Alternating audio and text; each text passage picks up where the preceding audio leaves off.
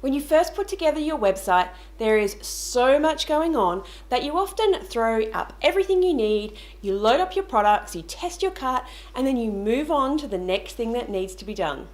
Like everything in life, a good spring clean is in order, and to keep your site fresh and up to date.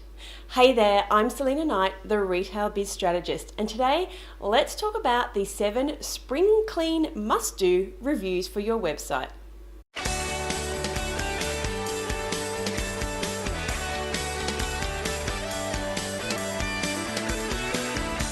A spring clean of your website is an essential to keep your customers happy, to keep your business trading within the law, and to make sure that you don't get caught out in expensive mistakes. Outdated policies and processes and a poor user experience are a sure way to end up costing you money and sales. So here are 7 spring clean must-do reviews for your website. Number 1, is your website mobile friendly? Now, when Google announced that it was going to rank websites that were mobile friendly higher in 2015, it was a sure way to know that the state of e-commerce as we knew it was changing. Your website should be already mobile responsive, and if it's not, that's the first thing that you need to organize. But more importantly, is your website actually mobile friendly? Is it easy to shop on your website? Are the menus easy to read, and are they easy to find? Does the layout flow, and do the category and product pages sync up together?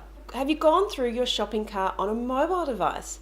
How easy is it to navigate through the checkout process on a mobile phone or on a tablet? You should be looking to minimize the number of steps that a customer has to take, and the number of clicks that they have to make, and the number of keystrokes that they have to enter. Every extra click that they have to make moves them closer to abandoning their cart and you losing a sale. And number 2, it's time to take a good look at your Google Analytics.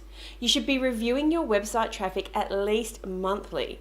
Your Google Analytics count will tell you which pages customers are spending more time on, what your bounce rate, which is when somebody leaves your page almost as soon as they hit it, and where on your website that they're dropping out. For example, are they leaving during the shopping cart process? Google Analytics will also tell you which pages people are visiting the most.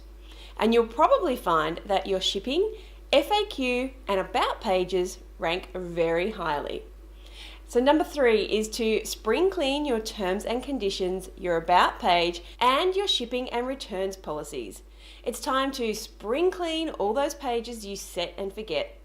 Laws change. Your returns policy may change, your courier company and their rates may have changed. Now is the time to go back and read over them and make sure that the changes are up to date. And number 4, review your email subscription giveaway. If you're new to the Bringing Business to Retail TV show, let me tell you now that you should be giving your customers something in return for their email address, and it shouldn't be 10% off. If you're already offering a pain point giveaway, or as we in the biz industry call it, a lead magnet, it's time for you to review what you have on offer.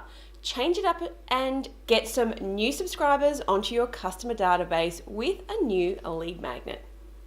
And number 5, make sure all of your images are consistent. Now is the time to check the images on your website. They are paramount to getting sales. Make sure that the images are all the same size and that the pages flow well. Go back and test out from the experience of a user's point of view. When it comes to images, the theming should also be consistent. For example, make sure that the deep etched image is on a category page and lifestyle images are on the product page. The more relevant images that you have for a product, like flat lay and lifestyle images, the less guesswork a customer has to do, which makes it easier for them to add to cart. Number 6, link products that go well together to increase your customer order value. Use flat lays or widgets such as people who bought this also purchased this. Or preferably you write and link a product in the description. And in case you haven't realized, the key to increasing your customer order value is to make it easy for them to buy. By linking products together, your customer is more likely to top up their shopping basket. And number 7, review your categories and navigation. take a look with a fresh eye on how your menus and navigation flow. Your navigation should be based on how a user will look for an item, not on how you necessarily categorize it in your store. Are your menus grouped sequentially, and are your subcategories in alphabetical order?